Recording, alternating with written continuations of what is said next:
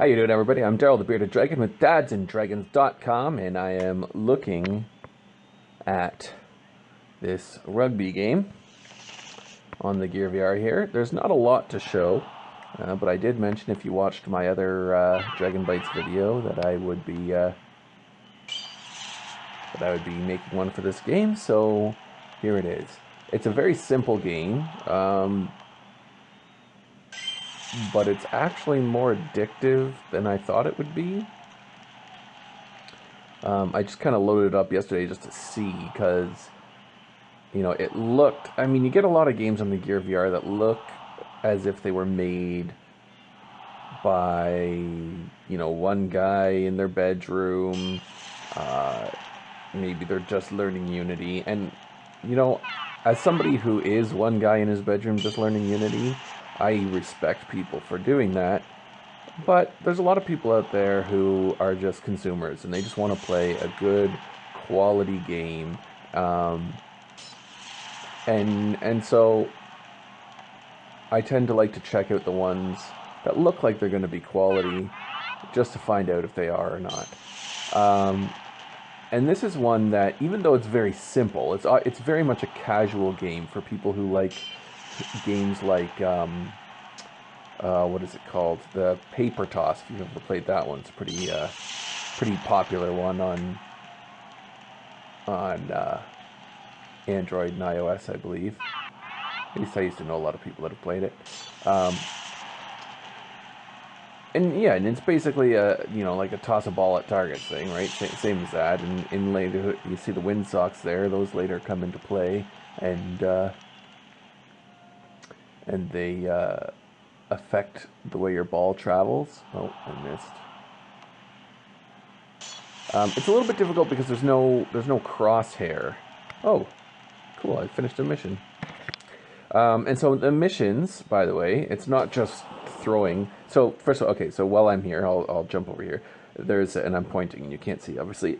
There's the high scores there. So look at me, number 3, and I believe this is per mission level, not overall, although it might be overall. But look at this distinctive guy, 139,000 points. What on earth did he do to get that? I don't even know. I don't know how that would be possible. But anyways, whatever.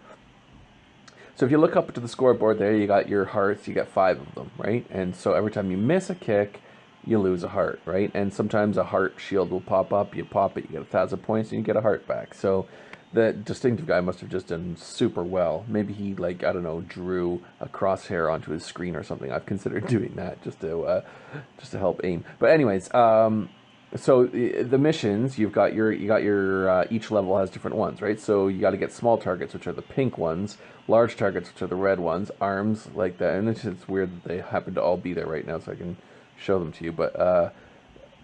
But the arms are the ones where the target's extending out on an arm like that, and you hit those and they swing around. So you could actually, if I was playing this puzzle right now, I could hit that target and swing it around and hit all 4 at the same time, and that would give me two of my large targets, 2 of my small targets, and 1 of my arms in one go. And once you get to 10, you get New Zealand, and I don't know if there will be any more after that. I don't see any more map pieces on the ground, but who knows, maybe once I get to New Zealand, a new one will show up saying reach it by a certain mission level. But yeah, no, I loaded this up and I totally expected it to be absolute crap, but it looks really good. It plays really smooth. There's only one button, but it supports the controller. So, and it's, you know, it's addictive. There's something really satisfying, at least for me anyways, at like these aiming games that are like, they're skill based, and there's something satisfying about smashing stuff. So it just kind of, it takes that all, and, you know, and it's one of those very, I don't know, I almost want to say base games that's like, they just, like the clicker sort of games that are like, they're the stupidest things ever, and yet they're highly, highly addictive. Just because they tap into that, like, reward center of your brain or something like that, and it's like instant gratification. Okay, so this bonus round, they don't all look like this. There's a whole bunch of bonus rounds. So the timer doesn't start until you kick your first ball. And then those green lights will start turning red one at a time as they go down. And once they reach the bottom, you're done. But if I get this through the center of that rocket thing at the right time, those rockets will fly off and they will smash into the targets. So obviously I want to hit the pink targets because they're worth more and they're harder to hit with the ball. So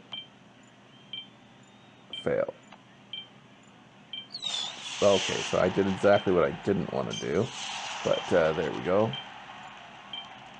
One thing I wish is that it was more rapid fire. You have to wait for the ball. All right, I got one last one off, but I didn't get it. Anyway, whatever. So the bonus round is just basically a whole bunch of extra points, and it's usually where you get your biggest swath of points from. Smash, and the round is over as soon as you hit one shield. So you got to make sure that you hit the one that you want to hit and not a different one, or else the round is over and the puzzle's gone and you're on to the next one. So I've gotten 10 of 20 large targets already. That's crazy. I don't remember doing that, but anyways. So the arms, the one problem that I do have is, oh dang, darn it all. Okay, that would have given me 2 of my large targets. But anyway, so the one problem that I have is that there's only 3 things per mission, 3 goals per mission, and the game does not tailor which targets you get based on what you need. So you could end up playing like a whole bunch of puzzles in a row that don't help you at all achieve your mission goal, right? Like, for instance, I get 5 more of these big guys, and then I don't need to hit any more of them, right? But I'm going to get plenty of puzzles that are like this one, where it's a medium target and large target, and I don't need any of those, right? Now, of course, they're always building up my score, so there's always, you know, working towards dethrone. But I mean, also too, there's sort of with what's his name there at the top of the scoreboard, and his score being so ridiculously high, it sort of discourages me from even wanting to, right? Because like, I was like super stoked when I got that 24. I'm sorry, I keep saying like, by the way. I don't know why that's happening, but anyways, I was super stoked when I got the 24,000 or whatever, thinking, oh, that's such a good score. And then you got Creative Nick, he's more than double what I've got.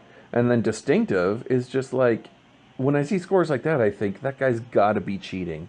But who knows? Maybe it is your overall high score in the entire game. I don't know. Maybe it's not just per puzzle. Well, it's certainly, it can't be per puzzle. No, you know what? It's got to be, because there's no way. Because unless he just went through a really long round where they just were not giving him the puzzles he needed, and it just kept stacking up his points.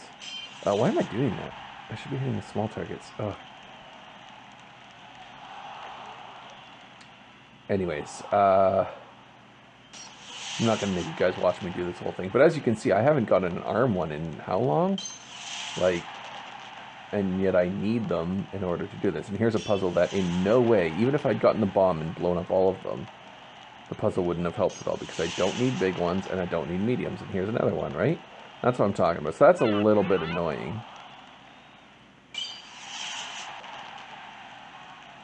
You see, like, this has been what, how many in a row now that are no help to me whatsoever? Other than, I guess, giving me a score, but... See, and... Darn it all. There we go. At least I get 1 heart back.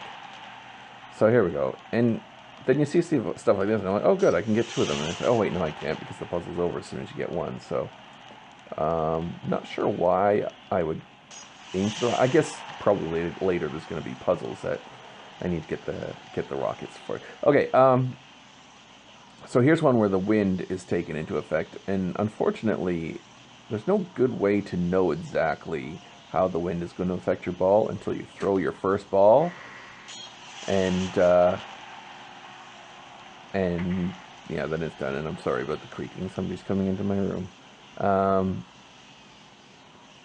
Yeah, there's no way until you throw your first ball to know exactly how the wind's going to affect it. So you could just get lucky But yeah, see, that pushed way farther than I thought it was going to. Anyways, there we go, 10,225. Anyways, that's the rugby game. I like it. I think it's pretty addictive. You know, if you like games like this that are just simple, easy, you know, you can sit down and play them for a few minutes or longer if you want to, then you might want to check it out. Otherwise, pass it up. There's certainly other games to play. Anyways, thanks for watching. Please hit like and hit subscribe down at the bottom. That's super, super important, especially to small channels that are just coming up like ours. That would be really, really great. And sharing the video would be wonderful as well. If you know, around Facebook and the VR pages, on Reddit, things like that. Head over to dadsdragons.com as well. We're going to hopefully tomorrow, and if not tomorrow, the next week, be launching forums there. So it'll be a place to discuss all things virtual reality, video games, books, you know, just general geekery stuff. You can come there and talk about it. And very soon, in the near future, we're going to start looking at giving away prizes to people who are doing these things for us. So, thanks for watching, and we'll see you next time. Bye.